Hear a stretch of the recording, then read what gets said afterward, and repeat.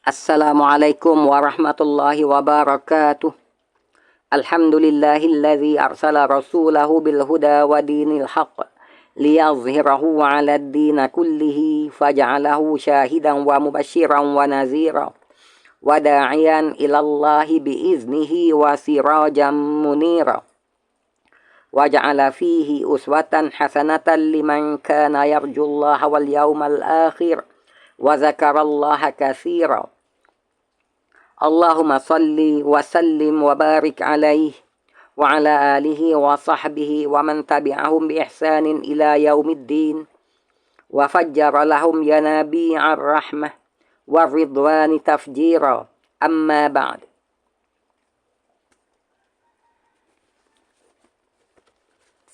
A'udzu billahi minasy syaithanir rajim. Bismillahirrahmanirrahim.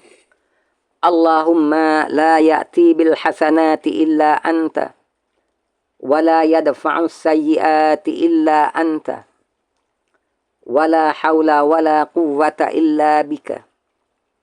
Allahumma, ya Allah ya Tuhan kami, tiadalah yang dapat mendatangkan kebaikan melainkan Engkau, dan tiadalah pula yang dapat mengangkat kemudaratan melainkan Engkau, dan tiadalah daya dan upaya melainkan dengan izin-Mu.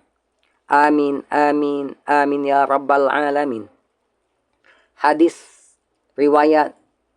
sahih riwayat Abu Dawud daripada Urwah bin Amir radhiyallahu anhu. Alhamdulillah, segala puji bagi Allah Subhanahu wa taala yang mana dengan limpah rahmat serta izinnya telah berkenan untuk melanjutkan usia kita ke suatu tempoh yang telah ditentukannya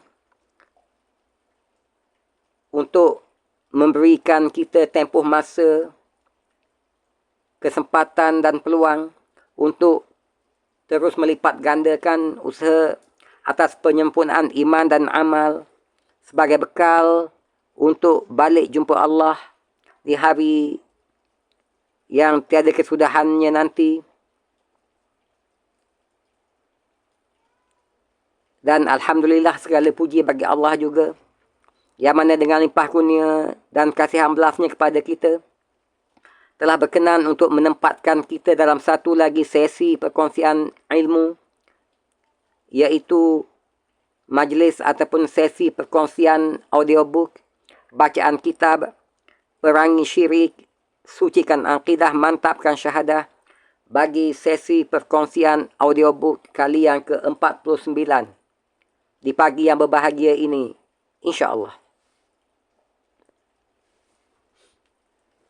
Perangi Syirik, Sucikan Akidah, Mantapkan Syahadah, hasil karangan Al-Fadhil Ustaz Dr. Abdullah Yasin Hafizahullah, terbitan oleh Karya Bestari Sendirian Berhad dan edarannya oleh Grup Buku Karangkraf Sendirian Berhad.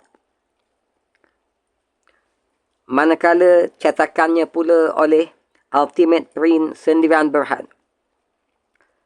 Perpustakaan Negara Malaysia, data penkatalogan dalam penerbitan Abdullah Yasin, Perangi Syirik, Palang Abdullah Yasin, ISBN 978 sempang 967 sempang 86 sempang 0397 sempang 3.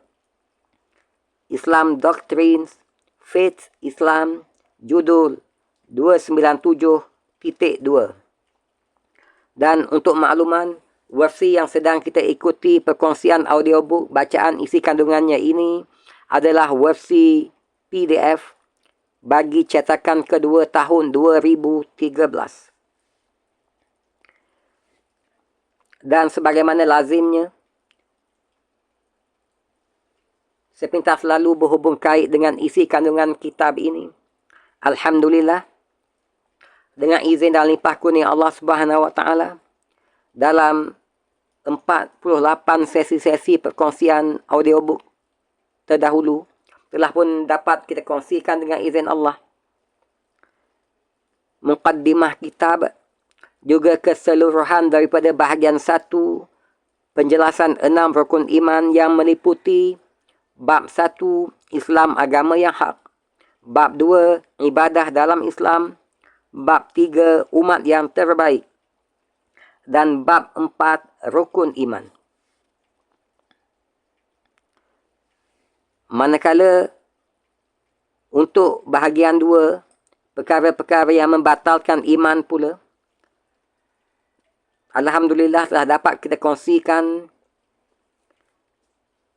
keseluruhan bab 5 kufur kepada Allah Subhanahu Wa Taala yang merangkumi subtopik makna kufur, pembahagian kufur dan perkara-perkara yang membatalkan iman.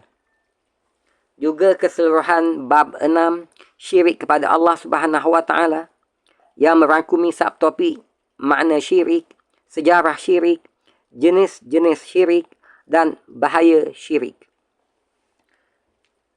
Dan di pagi yang berbahagia ini, bagi sesi perkongsian audiobook bacaan kitab Perangi Syirik, Sucikan Aqidah, Mantapkan Syahadah oleh Al-Fadhil Ustaz Dr. Abdullah Yassin Hafizahullah ini, akan kita teruskan lagi sesi perkongsian audiobook kita bermula daripada bab 7 amalan syirik yang merangkumi subtopik-subtopik berikut, iaitu sihir, ruqyah atau jampi mentera, tamimah atau tangkal azimat, at-tiyarah yakni tilik nasib, syafa'ah yakni pertolongan, dan tabarruk yakni mencari keberkatan.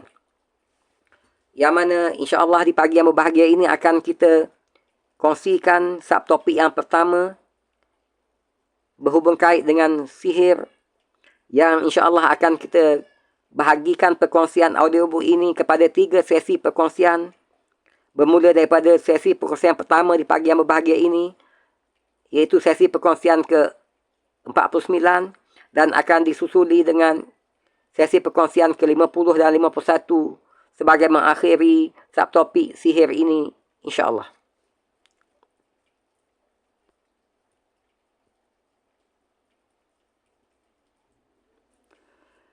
A'udzu billahi minasyaitonir rajim.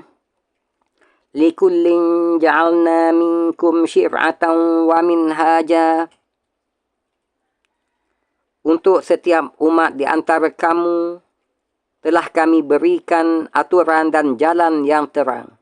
Al-Maidah ayat 48. Shadaqallahul azim.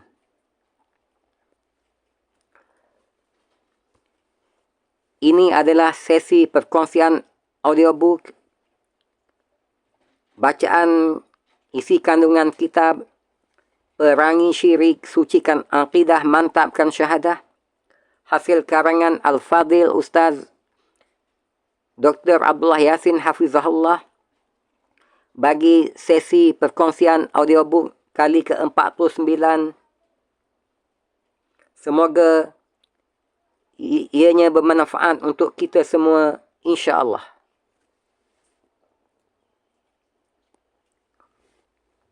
Bahagian 2, perkara-perkara yang membatalkan iman. A'udzu billahi minasyaitonir rajim. Wa ma arsalnaka illa kaffatan lin-nasi basyiran wa nadhira. Walakin aktsaran nasi la ya'lamun. Shadaqallahul azim. Dan tidaklah kami utuskan engkau wahai Muhammad melainkan kepada umat manusia seluruhnya sebagai pembawa berita gembira dan sebagai pemberi peringatan, akan tetapi kebanyakan manusia tidak mengetahuinya. Sabah ayat 28. Bab 7 amalan syirik. Bab 7 amalan syirik.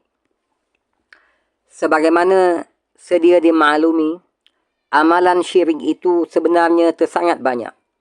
Oleh itu dirasakan perlu untuk memberi pendedahan sebahagian amalan-amalan syirik yang tersebar luas dalam masyarakat kerana ramai yang tidak memahami hukumnya dan tidak menyedari kesesatannya. Amalan-amalan syirik ini sebahagiannya boleh menjejaskan tauhid dan ada juga yang sekadar mencacatkan kesempurnaan tauhid ataupun akidah seseorang. Mengapakah demikian? Ini kerana ada di antara amalan-amalan tersebut yang digolongkan sebagai syirik akbar, kufur akbar atau nifak akbar. Syirik besar, kufur besar ataupun nifak besar. Ada pula yang digolongkan sebagai syirik asghar, kufur asghar dan nifak asghar, iaitu syirik kecil, kufur kecil ataupun nifak kecil. Perlulah diingatkan bahawa jenis-jenis amalan syirik yang pertama iaitu syirik akbar, kufur akbar ataupun nifak akbar boleh merosakkan tauhid seseorang. Manakala jenis-jenis amalan syirik yang kedua pula iaitu syirik asghar, kufur asghar dan nifak asghar mampu merosakkan kesempurnaan tauhid seseorang. Di antara jenis-jenis amalan syirik yang utama adalah pertamanya sihir. Kedua, ruqyah atau jampi mantera atau jampi serapah. Ketiga, tamimah, yakni tangkal azimat. Keempat, aqtiyarah, yakni tilik nasib. Kelima, syafa'ah, yakni syafa'ah yang batilah, yakni pertolongan. Dan yang keenamnya, tabarruk, yakni mencari keberkatan.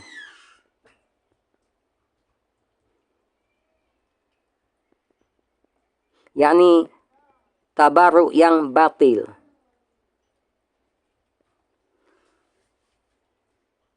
Contoh amalan-amalan yang boleh membawa kepada kesyirikan yang pertama adalah sihir. Sihir.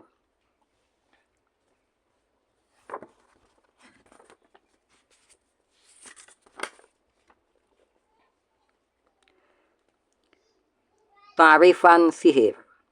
Ta'rifan sihir. Sihir menurut bahasa ialah gambaran tentang sesuatu yang tersembunyi dan sangat halus sebab-sebabnya. Gambaran tentang sesuatu yang tersembunyi dan sangat halus sebab-sebabnya. Ia dinamakan sihir kerana biasanya dilakukan secara sembunyi-sembunyi pada akhir malam. Ia dinamakan sihir kerana biasanya dilakukan secara sembunyi-sembunyi pada akhir malam. Rujuk nota kaki nombor 1. Fath al-Majid li Syarh Kitab At-Tauhid oleh Abdul Rahman bin Hassan bin Muhammad bin Abdul Wahab. Tahqiq oleh Dr. Al-Walid bin Abdul Rahman Al-Farayyan. Bahagian 2. Halaman 463. Menurut bahasa, sihir juga ada kaitannya dengan sahur kerana sahur itu disyariatkan agar dilakukan pada akhir malam. Para ulama berbeza pendapat tentang definisi atau ta'rifan sihir menurut syarak. Para ulama berbeza pendapat tentang definisi ataupun ta'rifan sihir menurut syarak.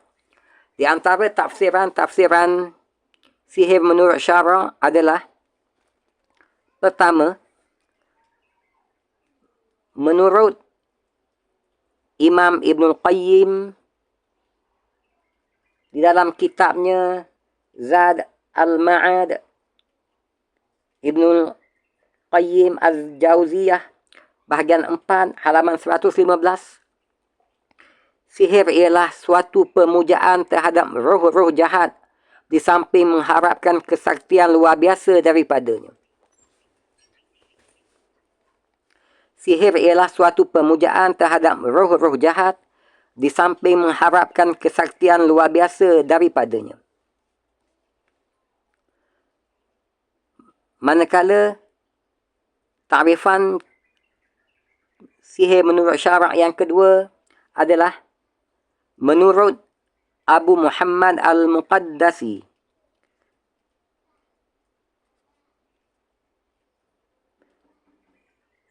Rujuk nota kaki nombor 3, iaitu di dalam kitabnya Al-Kafi, lihat Fathul Majid, bahagian 2, halaman 463. Sihir adalah sama dengan jampi serapah, tangkal azimat, upacara pemujaan dan upacara-upacara tertentu yang dapat memberi kesan kepada jiwa serta jasmani manusia. Sihir adalah sama dengan jampi serapah, tangkal azimat, upacara pemujaan dan upacara-upacara tertentu yang dapat memberi kesan kepada jiwa serta jasmani manusia. Misalnya, menderita kesakitan yang ada kalanya boleh membawa maut, memisahkan hubungan antara suami isteri dan lain-lainnya. Tafsiran, yakni ta'rif sihir menurut syarak yang ketiga, iaitu menurut pengarang kitab Asy-Syarim Al-Battar, rujuk nota kaki nombor 4, Asy-Syarim Al-Battar oleh Wahid Abdul Salam Bali, halaman 17. Menurut pengarang kitab Asy-Syarim Al-Battar, sihir adalah huwa ittifaqu baina sahirin wa syaitanin ala an yaquma as-sahir bi fi'li ba'dil muharramat aw syirkiyat fi muqabili musa'adati syaitani lahu wa ta'atihi fi ma yatlubu minhu. Iaitu, sihir ialah kesepakatan erat antara tukang sihir dengan syaitan, di mana tukang sihir tersebut melakukan beberapa perbuatan haram atau amalan syirik serta mematuhi kehendaknya, yakni kehendak syaitan itu, sebagai balasan di atas bantuan syaitan terhadapnya. Sihir ialah kesepakatan erat antara tukang sihir dengan syaitan, di mana tukang sihir tersebut melakukan beberapa perbuatan haram atau amalan syirik serta mematuhi kehendaknya, yakni kehendak syaitan itu, sebagai balasan di atas bantuan syaitan tersebut terhadapnya. Selanjutnya, akan kita kongsikan pula dalil-dalil kewujudan sihir. Dalil-dalil kewujudan sihir. Menurut keyakinan golongan pertengahan, adil dan pilihan dalam akidah, yakni Ahlu Sunnah wal Jamaah, sihir sememangnya wujud. Dalil-dalil yang menyokongnya banyak terakam di dalam Al-Quran dan Al-Hadis. Antaranya firman Allah Subhanahu wa Ta'ala dalam surah Al-Baqarah ayat 102. فَيَتَعَلَّمُونَ مِنْهُمَا مَا يُفَرِّقُونَ بِهِ بَيْنَ الْمَرْءِ وَزَوْجِهِ. Maka mereka mempelajari daripada kedua malaikat itu sihir yang dapat memisahkan antara seorang suami dengan isterinya. Dan firmannya lagi dalam surah Al-Falaq ayat 4. Wa min syarrin naffasati fil 'uqad. Dan daripada kejahatan-kejahatan wanita-wanita tukang sihir yang menghembus pada buhul-buhul, yakni simpulan-simpulan tali. Dan firman Allah Subhanahu wa Ta'ala dalam surah Taha ayat 69. Wala yuflihu sahiru haitsu ata. Dan tidak akan menang tukang sihir itu dari mana sahaja ia datang. Sadaqallahul azim. Manakala dalil-dalil daripada al-hadis pula, antara lainnya adalah sabdaan Nabi Muhammad SAW dalam, iaitu hadis riwayat Bukhari dan Muslim, ijtanibus sab'al mubiqat. Qalu ya Rasulullah wa ma hunna? Qal asyirku billah was-sihr wa qatlun nafsi allati harramallahu illa bilhaq wa aklu riba wa aklu malil yatimi wa tawalli yawmaz zuhfi wa qadhful muhsanatil mu'minatil ghafilat. Rawahul Bukhari wa Muslim. Hendaklah kamu jauhi 7 dosa besar. Sahabat radhiyallahu anhum bertanya, apakah perkara-perkara yang dimaksudkan itu ya Rasulullah? Jawab Rasulullah sallallahu alaihi wasallam, syirik kepada Allah, melakukan sihir, membunuh diri dan manusia kecuali dengan cara yang hak, makan riba, makan harta anak yatim, melarikan diri ketika menghadapi peperangan di jalan Allah, dan menuduh wanita-wanita solehah melakukan zina, yakni tanpa bukti-bukti yang jelas. Hadis riwayat Bukhari dan Muslim.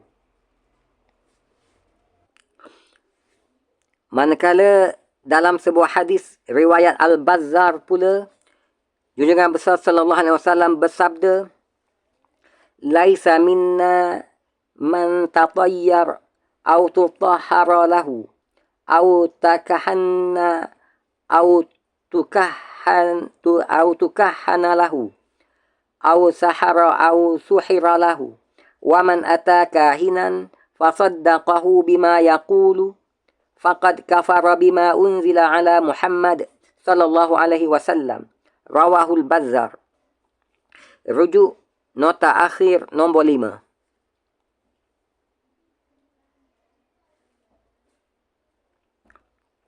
Bukanlah daripada kalangan kami, yakni umat Islam, sesiapa yang menganggap kecelakaan atau menyuruh orang lain meyakini kecelakaan dari burung-burung yang terbang, bertenun nasib atau menyuruh orang lain melihat nasib, menilik nasib, yakni masa depannya, dan juga melakukan kerja sihir atau menyuruh orang lain melakukan sihir untuknya. Sesiapa yang menemui tukang tilik, yakni tukang tenung nasib, dan mempercayai kata-katanya, sesungguhnya dia telah kafir terhadap ajaran Islam yang telah diturunkan kepada Nabi Muhammad sallallahu alaihi wasallam. Hadis riwayat Al-Bazzar.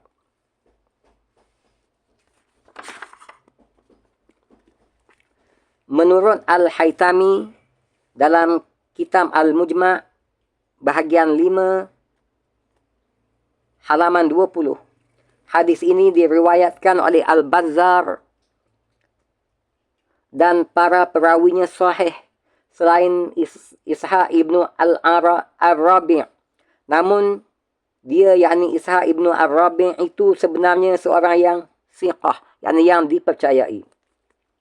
Manakala menurut Al-Munziri dalam At-Taghrib bahagian 4 halaman 32, sanadnya baik. Hadis ini telah dianalisa oleh Al-Albani dalam kitab Al-Halal wal Haram halaman 289 dan martabatnya hasan li ghairih.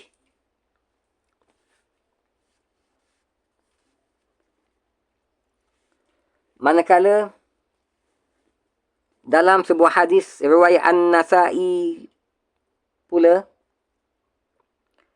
junjungan besar sallallahu alaihi wasallam bersabda, man anqada uqdatan thumma nafasa fiha faqad sahar wa man sahara faqad asyrak wa man ta'allaqa syai'an wukila ilaih. Rawahun Nasa'i.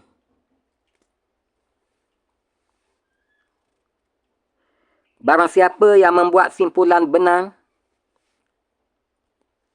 lalu dihembusnya pada simpulan tersebut, maka dia telah menyihir. Dan sesiapa yang menyihir, maka syiriklah dia. Dan sesiapa yang bergantung hatinya kepada sesuatu, maka Allah serahkan dia kepadanya.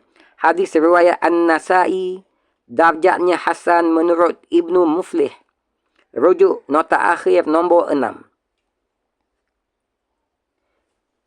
Hadis ini adalah daripada Abi Hurairah radhiyallahu anhu. dan diriwayatkan oleh An-Nasai. Dan menurut Ibnu Muflih di dalam Al-Adab Asy-Syar'iyyah bahagian 3 halaman 78, darjat hadis ini adalah hasan. Hadis ini juga dikeluarkan oleh Tirmizi di dalam Al-Jami' nombor 2073. Oleh Imam Ahmad di dalam Al-Musnad bahagian 4 halaman 310 hingga 311.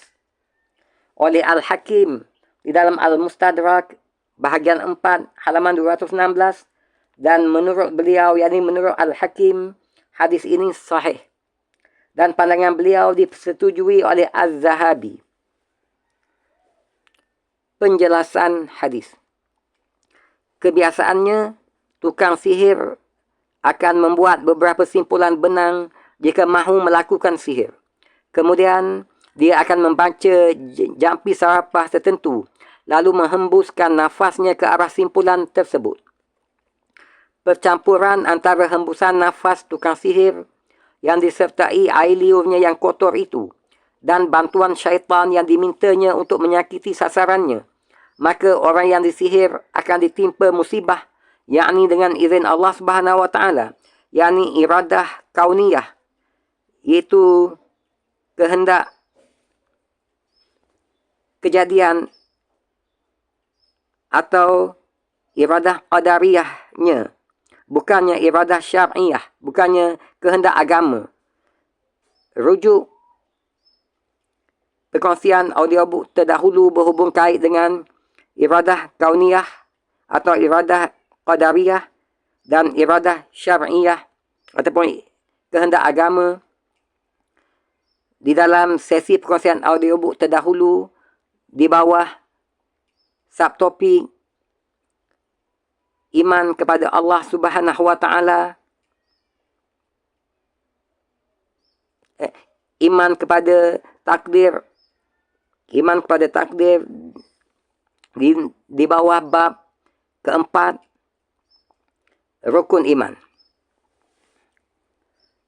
Hadis ini juga menjelaskan bahawa perbuatan tersebut adalah syirik. Maksud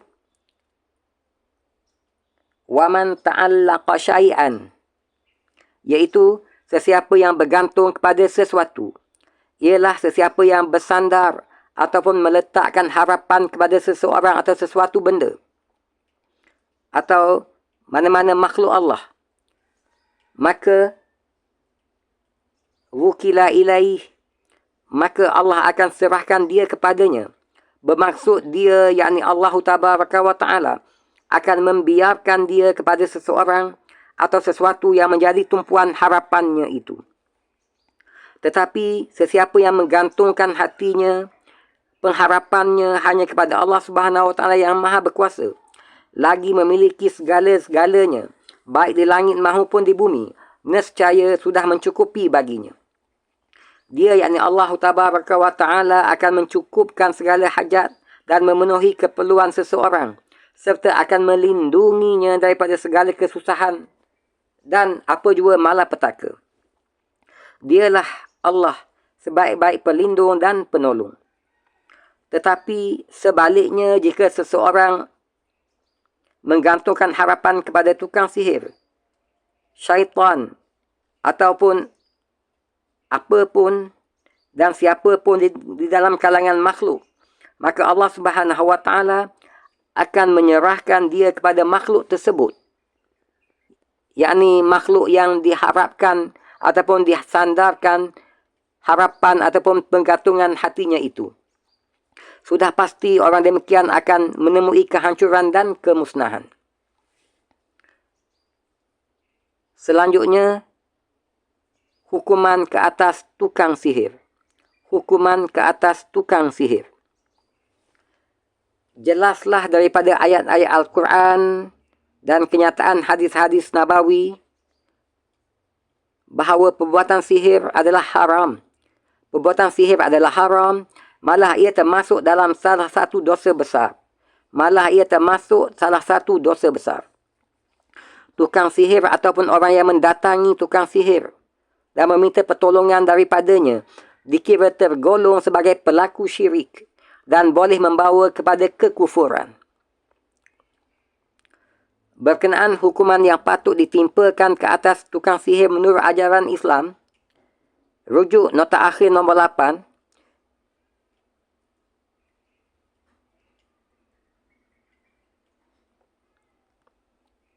jumhur ataupun majoriti ulama berpendapat bahawa mereka patut dibunuh sampai mati. Namun begitu, Imam Asy-Syafi'i rahimahullah berpendapat tukang sihir tidak dibunuh semata-mata kerana sihirnya. Tetapi apabila sudah terbukti ada seseorang yang mati akibat perbuatan sihirnya itu, ketika itu wajiblah dijatuhkan hukuman bunuh, yakni qisas ke atas tukang sihir tersebut, kerana telah menyebabkan berlakunya kematian. Wallahu alam. Alhamdulillah.